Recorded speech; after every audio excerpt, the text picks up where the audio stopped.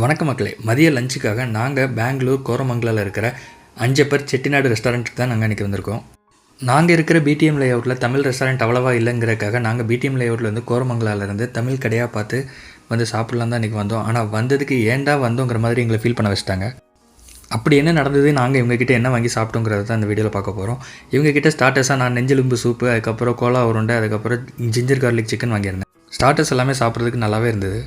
அதுக்கப்புறம் தான் நாங்கள் இவங்ககிட்ட வாங்கியிருந்த மீல்ஸ் ஒன்று வாங்கியிருந்தோம். அதுக்கப்புறம் மீன் குழம்பு, அதுக்கப்புறம் ஒரு மட்டன் பிரியாணி வாங்கியிருந்தோம். இதில் மட்டன் பிரியாணி ஆறி போய் சாப்பிட்றதுக்கு டேஸ்ட் நல்லாவே இல்லைங்க, ஆவரேஜாக தான் இருந்தது. மீல்ஸும் பார்த்திங்கன்னா அந்தளவுக்கு டேஸ்ட்டே இல்லைங்க. சைடிஷ் எதுவுமே இல்லை, மீல்ஸ்க்கு வைக்கிற கூட்டு பொரியல் எதுவுமே இல்லைன்னு சொல்லிட்டு மதத்து போன ஒரு வெங்காய பக்கோடாவை கொண்டு வந்து கொடுத்துருந்தாங்க. ரொம்ப ஒஸ்ட்டான எக்ஸ்பீரியன்ஸ் நான் இது வரைக்கும் ஃபேஸ் பண்ணதே இல்லை.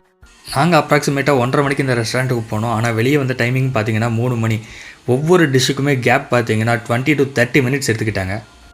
தமிழ்நாடு ஸ்டைல் ஹோட்டல் இப்படி நம்மளை டிசப்பாயின்ட் பண்ணுவாங்க நான் நினச்சி கூட பார்க்கலங்க. அஞ்சப்பர் தமிழ்நாடு ஸ்டைல் ஹோட்டலுங்கிற நம்பி தான் போனோம். ஆனால் வச்சு செய்ன்னு செஞ்சுட்டாங்க. நீங்கள் தமிழ்நாட்டில் அஞ்சப்பர் ஹோட்டலில் சாப்பிட்டீங்கன்னா டேஸ்ட் எப்படி இருக்கும் மறக்காமல் கமெண்ட்டில் பண்ணுங்கள். மேலும் தொடர்ந்து இந்த மாதிரி வீடியோ வேணும்னா சேனலை மறக்காமல் சப்ஸ்கிரைப் பண்ணுங்கள்.